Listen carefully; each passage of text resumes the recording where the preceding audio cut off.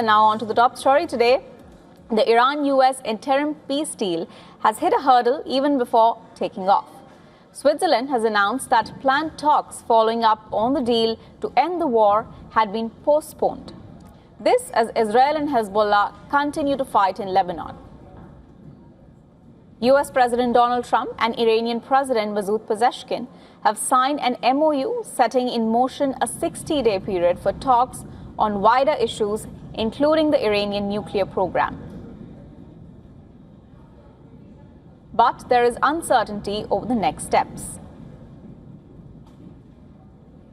The White House has postponed sending Vice President J.D. Vance to lead the new round of talks in Switzerland for now.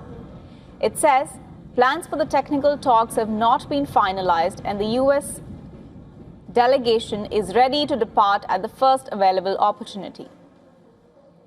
But Axios, citing a U.S. official, said that Tehran's claims about alleged Israeli violations of the ceasefire in Lebanon could be the reason for the talks not happening on Friday.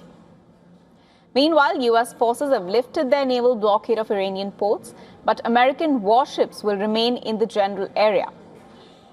Maritime trackers said that 3 Saudi oil tankers left the Gulf through the Strait of Hormuz on Thursday, while a loaded LNG vessel became the first such French vessel to make the transit since the start of the conflict.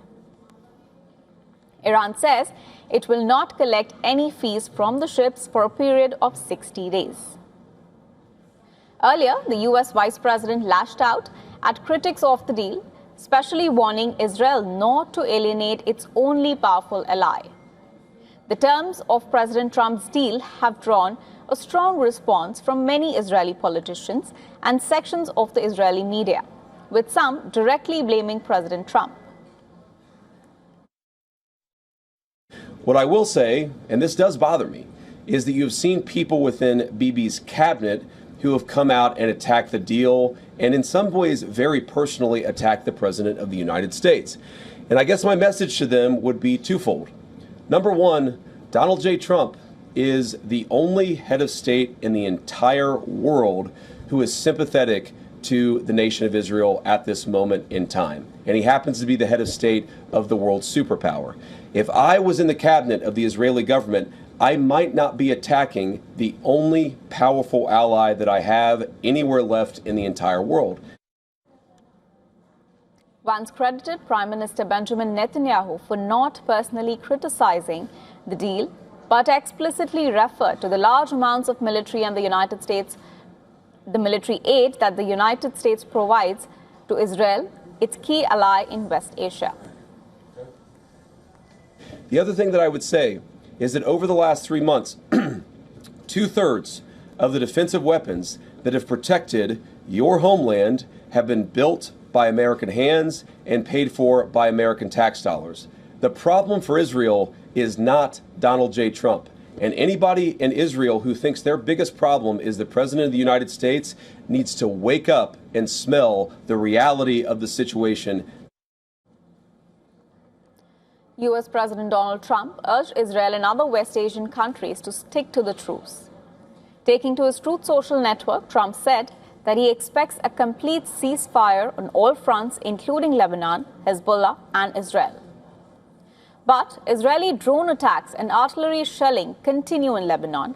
Hezbollah said its fighters were engaged in fresh clashes with the Israeli military, as Lebanese state media reported that Israeli strikes in south killed 15 people.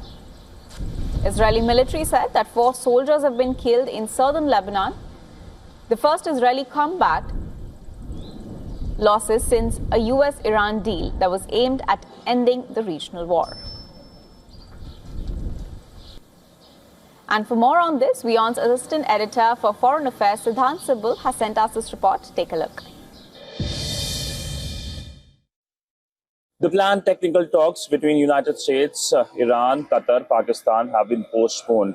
The Swiss Foreign Ministry has said the development comes as US Vice President J.D. Vance cancelled his planned visit to Switzerland. The talks, which were expected to address sensitive issues, were due to take place under Swiss mediation at the historic Bürgenstock resort overlooking Lake Lucerne.